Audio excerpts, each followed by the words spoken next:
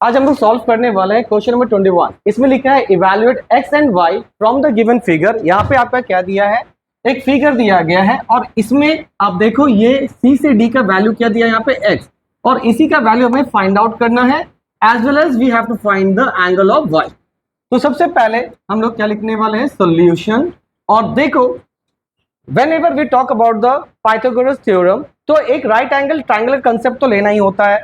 तो सबसे पहले हम लोग क्या करेंगे, ये ट्राइंगल लेंगे यानी कि A D C which is the right angle at D, और फिर लेंगे सी डी बी जो कि ये भी क्या है, एक राइट एंगल ट्राइंगल है, isn't it?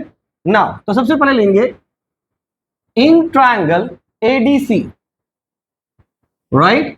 अब आप देखिए गिवन क्या है, तो यहाँ पे गिवन है 60 डिग्री, और मैंने ये कहा था कि जो भी एंगल ऑफ रेफरेंस रहेगा उसके सामने वाला बन जाता है परपेंडिकुलर, यानी कि AD will treated as perpendicular and 90 के अपोजिट क्या होता है, हाइपोटेन्यूज। तो बाय डिफॉल्ट ये क्या बन गया आपका, बेस, राइट। तो इन ट्राइंगल एडीसी, और हमें क्या निकालना है, बेस निकालना है, यानी कि CD, isn't it? CD by hypotenuse क्या है, एसी इज इक्वल टू, तो बेस बाय हाइपोटेन्यूज बेसिकली क्या होता है, cos थीटा, और यहां थीटा का वैल्यू कितना दिया हुआ है, 60 डिग्री, राइट। नाउ तो C D is equal to A C, यहां डिवाइड है तो इधर जाके क्या हो जाएगा, मल्टीप्लाई इंटू cos 60 डिग्री।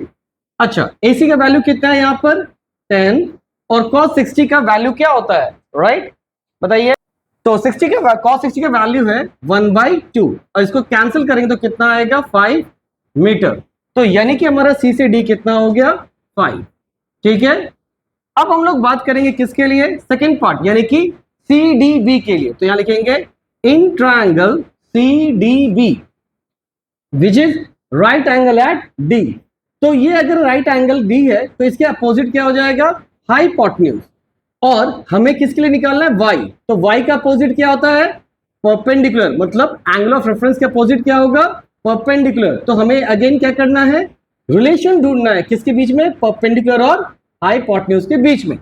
तो आपको पता होगा परपेंडिकुलर यानी कि C D by hypotenuse C B basically क्या होता है, तो perpendicular by hypotenuse sine theta, लेकिन यहां थीटा की जगह क्या है, वाई, तो यहां पे हम लोग क्या लिख लेंगे, वाई, फेयर इनफ। अभी सी डी का वैल्यू कितना था, 5, और इसका वैल्यू कितना है, सी बी का 5√2 which is equal to sine Y. अभी क्या होगा, 5 और 5 कट गया तो बचा क्या, 1/√2 is equal to sine Y. अभी साइन में 1/√2 कब आता है, व्हेन साइन 45 होता है, तो यहां लिख देंगे sine 45 degree is equal to sine Y.